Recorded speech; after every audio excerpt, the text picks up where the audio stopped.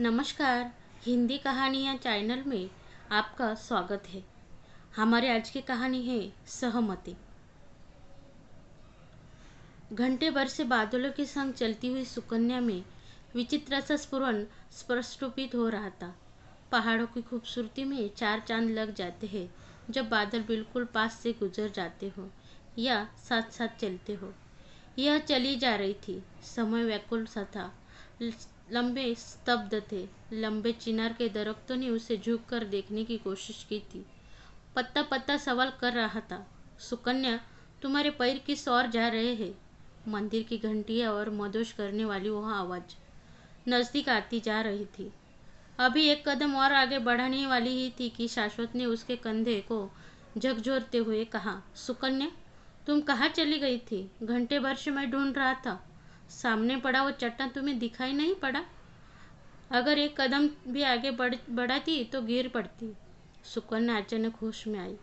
वह आवाज, शाश्वत देखो ना, कोई बहुत ही सुंदर भजन गा रहा है। क्या तुम्हें सुनाई पड़ रही है? हाँ, मैं भी सुन रहा हूँ। मंदिर के ऊपर स्पीकर लगा हुआ है। इस कारण से यह आवाज चारों तरफ गूंज रही है। चलो ना उस मंदिर में, मैं वहां जाना चाहती हूँ। सुकन्या ने कहा, कल चलेंगे। अभी हमें एक सप्ताह यहाँ रहना है ना। जल्दी ही शाम ढलने वाली है। पहाड़ों पर दिन जितने ही खूबसूरत होते हैं, शाम उतनी ही भयानक होती है, शाश्वत ने कहा। दूसरे दिन शाश्वत और सुकन्या दोनों मंदिर गए। उन्होंने देखा, सामने मंच पर एक लड़की माइक पर भजन गा रही थी। उसने अपनी आवाज से सभी को मंत्रमुग्ध कर रखा था। भजन खत्म होने के बाद सुकन्या अवाक रह गई। शाम ओरन की साधारण सी उस लड़की को कुछ लोगों ने सहारा देकर उसे मंच से उतारा और फिर व्हील चेयर पर बैठा कर उसे ले गए। सुकन्या रात में सो नहीं पाई। उस लड़की की आवाज और चेहरा उसके मन मस्तिष्क में बार बार घूम रहा था। दूसरे दिन उसने फिर जिद किया शाश्वत के मंदिर जाने के लिए। एक सप्ताह बीत चुका था। दोनों को लौटाना था। जाने से पहले पता नहीं उस दिन सुकन्या को क्या हुआ कि वो उस लड़की से मिलने चली गई। जब यह जाना कि पास में ही वो अपने पिता के साथ रहती है, तो वह औपचारिकतावश उस लड़की के साथ उसके पिता से मिलने उसके घर चली गई। चेहरे पर झुर्रियाँ पड़ चुकी थी। शरीर भी पहले से क्षीण हो चला था। कुर्सी पर बैठे उस वृद्ध व्यक्ति को पहचानने में शाश्वत और सुकन्या को एक पल भी नहीं लगा। यह वही डॉक्टर था जिसकी देखरेख में उसकी बेटी पैदा हुई थी और जिसके केबिन के बाहर उसे छोड़कर दोनों चले गए थे। दोनों का शरीर सिल पड़ गया। चेतना शून्य हो चली थी। वो वृद्ध व्यक्ति भी अवाक था। उसकी याददाश्त अभी कमजोर नहीं हुई थी। परंपराओं और रूढ़िवादिता में जकड़े गांव के एक संभ्रांत परिवार में सुकन्या का विवाह हुआ था। विवाह के 5 सालों तक कोई संतान न होना और फिर एकाएक गर्भ ठहर जाना सुकन्या के जीवन में यंत्रवत चल रहा था। ससुराल के तानों और पुत्र की अपेक्षा ने सुकन्या के जीवन को अभिशप्त बना डाला था। मानसिक यंत्रणा झेलते झेलते वो जर्जर हो चुकी थी। शाश्वत अपने हजार इच्छाओं के बाद भी परिवार का विरोध नहीं कर पाया था। और फिर 9 महीने के बाद वो अंतहीन रात आई जब डॉक्टर ने बताया कि बेटी हुई है। यह सुकन्या सुन का शरीर अभी कांप ही रहा था कि नर्स बच्ची को लेकर केबिन में आई। उसे देखकर सुकन्या और शाश्वत होश खो बैठे। एक तो बेटी, ऊपर से अपंग और कुरूप। इस क्रूर माता पिता को देख उस दिन बादल भी चित्कार कर बैठा। प्रकृति भी विलाप कर रही थी। तेज बारिश और आंधी तूफान में केबिन के बाहर उस बच्ची को छोड़कर शहर से गांव भाग जाना और सभी को यह बताना कि मरा हुआ बेटा पैदा हुआ था।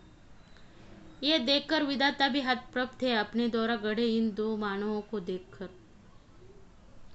साथ ही वो वैसी परिवार होगा जिसका सीना मरे हुए बेटे के लिए भी गर्व से चौड़ा हो गया।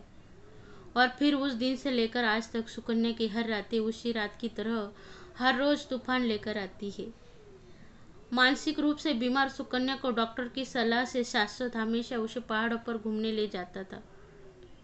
तुम लोग तो इस बच्ची को छोड़कर चले गए, किंतु मैं इस बच्ची को रुंधन नहीं झेल पाया। मेरी भी कोई संतान नहीं थी, किंतु मुझ में और तुम लोगों में यही एक अंतर है कि मैंने इसे ईश्वर का वरदान समझा और तुम लोगों ने शाप समझकर इसे त्याग दिया। तुम लोगों को तो मैं कभी भूल ही नहीं सकता था। भगवान ने इसे अपंग बनाकर दुनिया में भेजा, मगर एक सुंदर आवाज़ भी दी। मैं और मेरी पत्नी ने इसे पाला पोसा, पढ़ाया लिखाया। आज यह डॉक्टर बन चुकी है, लेकिन उसके साथ ही यह इतना अच्छा गाती थी कि आसपास के लोग इसे जानने सुनने लगे। आज इस उम्र में ही उसकी इतनी ख्याति हो गई है कि देश विदेश के मंच पर इसे भजन गायन के लिए बुलाया जाता है। 5 साल हो चुके हैं, मेरी पत्नी का देहांत हो चुका है। अब सिर्फ हम दोनों ही हैं एक दूसरे के लिए। यहाँ के मंदिरों में बुलाया गया था, इसी कारण मैं इसे लेकर आया था।